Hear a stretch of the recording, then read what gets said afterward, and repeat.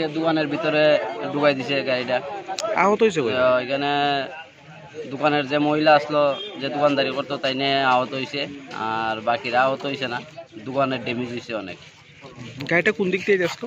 গাড়িটা চাম্পাওয়ার থেকে আইতে আসলো, পয়ের দিকে।